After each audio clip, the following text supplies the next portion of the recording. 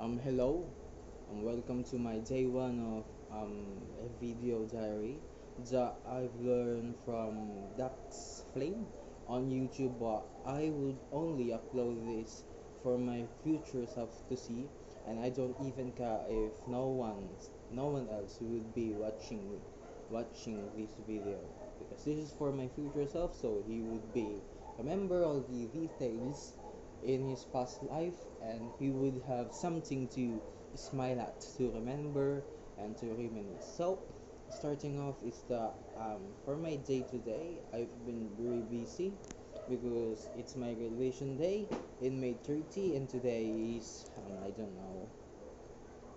Today is May 22, and we would have our graduations in May 30, and I was just kind of busy because care, I've taken care yung mga kulang ko sa school, like yung documentation sa trends na inasikaso ko kanina, and also the business plan, proposal, and prototype sa aking entrep. So, we documented kanina, we filmed the documentations that we should make about the corruptions of the barangay officials and also the government of the Philippines. And maayos naman, natuwa na rin ako kasi um, nakilala ko yung kaibigan ko, and na-miss ko yung bahay ko dati sa Pasay kasi yung bahay namin is kahoy, and nung pumunta ako sa bahay nila is kahoy, and parang kamukha ng bahay ko dati sa Pasay. So, naalala ko lang. It's just nostalgia, I don't know. And pinakain niya ako sa bahay niya, and natuwa ako kasi very hospitable siya. Inasikaso niya ako, may RC, may pagkain, and mabait naman siya. And maayos naman in smooth yung transactions namin kasi kakilala niya yung interview namin na SK Kagawad, kasi yun yung kailangan na interviewin kasi you know corruptions in the barangay or in the Philippines, government of the Philippines. So yun, I just kind of felt like so down because when I watched the video that we took, medyo parang feeling ko is ang pangit ko dun. Hindi naman sana, like I just kind of insecure ako bigla, or bumaba yung confidence ko even though I had great clothes on. I was confident sa clothes ko, I was confident on my hair, my glasses, and etc. Pero nung nakita ko nung napinood ko yung video ko, tapos nakita ko ganun yung mukha ko, like um ang daming ang daming pimples like right now, I'm haggard, ang bangit ng buhok, like wala talagang angle na pogi ako nun. Tapos I just kind of felt like so down na mapanood yun.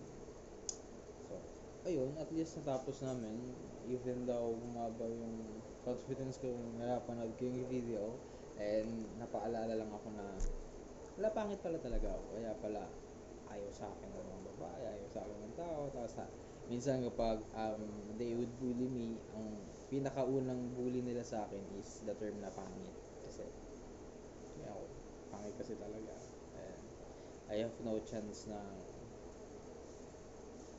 you know, I have no cute side or anything like pangit talaga. So ayun, after that is yun, ito isa pang dahil for my future self kasi naman to. So before that, I after that, I I felt I felt bad, but also felt wholesome right after, kasi sumakay ako sa tricycle. Usually kasi yung tricycle is dadaan sa Del Monte, which is yung daan na malapit sa amin kasi malapit doon din naman dadaan papuntang San Joaquin, etc. And sinabi ko sa driver na doon ako sa Del Monte bababa, and alam niya rin yun na doon ako bababa, pero dumaan siya doon sa Tipas, which is sobrang malayo sa bababaan ko. Tapos na-realize niya yun halfway, and I kind of understand na rin na parang sa tipas na to, hindi na to sa ano, dadaan sa kalawaan. So, iniisip ko na lang is kung lalakarin ko ba or etc. But, in mid of that is parang na-feel ko na naalala ko yung verses na ano, yung king, about the verses of the parables of the Jesus, na yung king, napatawad niya yung nagpautang sa kanya. Tapos yung ito namang nagpautang sa kanya, hindi kayang mapatawad. Yung nagpautang, yung, yung nangutang sa kanya na mas maliit kaysa sa inutang niya sa king. So, parang feeling ko lang is, kaya nga may pagpapatawa kasi may mga kagawa ng kasalanan sa'yo or mga ganun talaga. And I know naman na hindi sinadya yun ni Manong Driver, and I just kind of understand his situation, kaya pinabayaan ko na lang. Ayun, sabi ko na lang, I use my gentle tone and my personality. Sabi ko, okay lang, sasakay na lang ako pabalik ng para settlement. Huwag mo na ibalik yung bayad. Pang ganun kasi I just kind of remember that. Hindi naman sa pakitang tao kasi I'm not used na magpakitang tao kasi I don't care if I would be jerk in front of them kasi di ko naman sila kinakausap or di ko naman sila kailangan. So, just kind of feel like na masama pala sa feeling na kung nagmabait ka sa ibang tao. Like, nagagawa ko naman siya dati pero you know, na maulit. So, kahit na medyo parang I was feeling down is may part pa rin na wholesome. So, after that, nakauwi na ako and this is the hardest part of my day is, alam mo naman, my future self na na clingy ka magmahal. You're just so cringe to love. Are, um, you are you are desperate for love, for the attentions, for that pure love, that innocent love that you call. You are just so hyper or too excited to love. Like, it's just the honeymoon phase. I don't know. And I don't even know kung hanggang ngayon is, as you are watching this, is kayo pa kayo ni Tini, which is your wife, na minahal mo, and binibigay mo sa kanya yung lahat mo, and you are just overthinking. And tonight, I was overthinking na baka naumay na siya sa akin, or like, baka ayaw na niya sa akin kasi hindi niya pinapansin yung messages ko as I keep messaging her na online siya pero hindi niya ako sinisin. As parang feeling ko is ini-ignore niya ako. um, Hindi niya binabasa yung messages ko or hindi niya ina-update kung ano ginagawa niya, kung pagtutulog ba siya, kung kagigising lang ba niya, kung kumakain ba siya, gumagawa ba siya ng schoolworks, kung nanonood ba siya ng videos, nanonood ba siya ng reels. And I know na yung messages ko is nagpa-pop up naman sa kanya kasi active naman siya. Like, hindi ba niya nakikita yun? So I just kind of feel like ignore it. And as I rate my routine, the LSM, kasi I make sure na makapag-provide ng assurance sa kanya, to show my love sa kanya for the word of affirmations, because that is the one of my form to show my love, the words, na i-assure ko siya ng words, sasabihin ko sa kung gaano ko siya mahal, on how she make me feel. And I just kind of feel like if I keep being consistent with her, with those LSM every day, I think our relationship will be so passionate. Except if madidrain siya sa energy ko, madidrain siya kasi pang araw-araw na lang may LSM. Ang dami, araw-araw na lang siyang may babasahin na mahaba, no?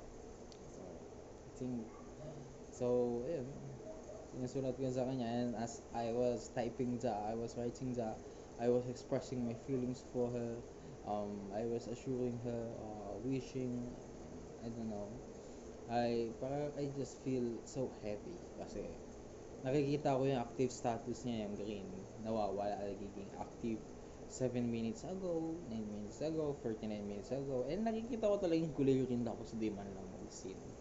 Tapos kanina pang hapon is, parang sinin niya lang ako, tapos di siya nag-reply. Oh, I understand naman. if maumay siya. Kasi nakakaumay naman kasi talaga yung sobrang over love. I've heard the advice of my best friend sister that a woman would is tend to be turned off if a boy loves too much. So just kind of overthinking if baka naumay na siya kasi I just love too much, I overlove, I keep showing my love in a, I don't know, obsessive way, or too much enthusiasm or excitement. And I think that concludes my day, and also is because my brother just kind of feel guilty about him kasi nagawa ko kasalanan sa kanya. You know that you yourself kung anong nagawa mo kasalanan sa kanya. And I just can't wait na makapagtrabaho and mabayaran lahat ng, or at least pusuklian man lang yung mga naitulong niya sa akin or nagawa niya sa akin. At least sa pamamaraan ng pera is ma-show ko yung love ko sa kanya kasi I don't want na marinig na I love him. Ayaw niya, niyayakap ko siya. Katulad kanina is niyayakap ko siya. Naglalambing ako. Minumura niya ako kapag nagsasabi ako sa kanya, I love you, or minumura niya rin ako pag niyayakap ko siya sa calling my names na kadiri. Kaya I think the only way na magpapasa kanya sa kanya, the only form of love is the acts of service, which is palya ako.